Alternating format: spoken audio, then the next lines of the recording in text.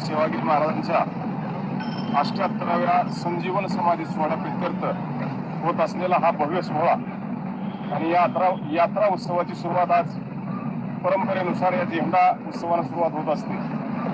खरं तर महाराष्ट्राचं आराध्य दैवत असणारे परमपूज्य सद्गुरू सेवागिरी महाराजांच्या दर्शनाकरता महाराष्ट्र, कर्नाटक, गुजरात अनेक प्रांतातून भाविक येत असतात आणि या यात्रेची देवस्थान ट्रस्टच्या वतीने किंवा सर्व शासकीय विविध उपक्रमाच्या माध्यमातून जय्यत आम्ही तयारी केलेली आहे.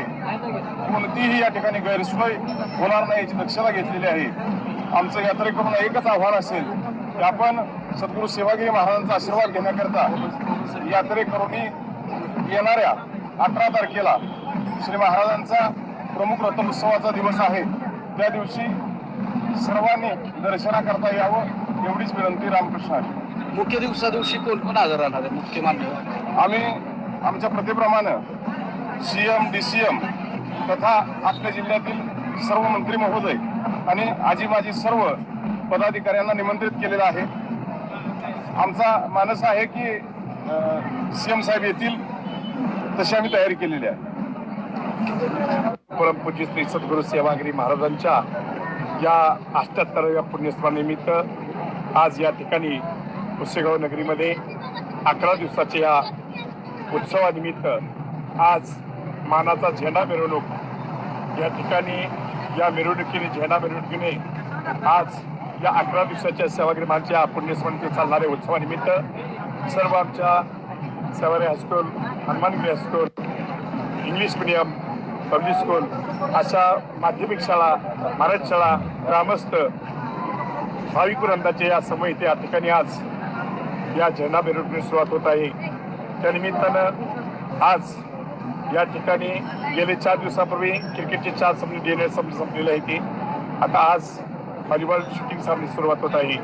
त्यानिमित्तानं आज या ठिकाणी सर्व उत्साही वातावरण पुसेगावमध्ये निर्माण झालेलं आहे आणि त्या निमित्तानं आज मोठ्या प्रमाणामध्ये या ठिकाणी उत्सवात शुभारंभ होत आहे. त्यानिमित्त येणाऱ्या मी सर्व भाईबंधांना, उपस्थित सर्व ग्रामस्थांना ब्रह्मलीन परमपूज्य श्री सद्गुरू सेवागिरी महाराजांच्या चरणावरती विनम्र अभिवादन करून शिरसाष्टांग दंडवत घालून हा उत्सव 11 दिवस निर्विघ्नपणे चांगल्या पद्धतीने पार पडावा. येणाऱ्या सर्व भाईबंधांना सेवागिरी महाराजांच्या समाधीवरती चरणावरती नतमस्तक झाल्यानंतर त्यांच्या पाठीमागचं बहुदुःख म्हणजे पाप, ताप, दुःख, दैन्य, दारिद्र्य, व्यथा, संकट, वाईट विचार, शारीरिक त्रास, मानसिक त्रास, बौद्धिक त्रास या संपूर्ण व्यथा ज्या आहेत त्यांच्या पाठीमागे दूर व्हावे त्या अशी महाराजांच्या चरणी प्रार्थना करून सर्व भाईबंधांना दीर्घायुष्य, सुख, समृद्धी, ऐश्वर्य लाभो असं सर्वांना शुभाशीर्वाद देतो. सेवागिरी यात्रेच्या झेंडा मिरवणुकी तारखेपासून आज सुरुवात झालेली आहे यात्रेला. सातारा पोलीस दलाच्या वतीनं मोठ्या प्रमाणावर बंदोबस्त या ठिकाणी दिलेला आहे. माननीय पोलीस अधीक्षक तुषार दोशी सरांच्या आदेशानुसार जवळपास 400 होमगार्ड आणि 100 पोलीस अंमलदार या संपूर्ण 10 दिवसाच्या यात्रेकरता पोलीस दलाच्या वतीनं सेवागिरी यात्रेची भक्तजनांची सेवा करण्यासाठी या ठिकाणी असणार आहेत.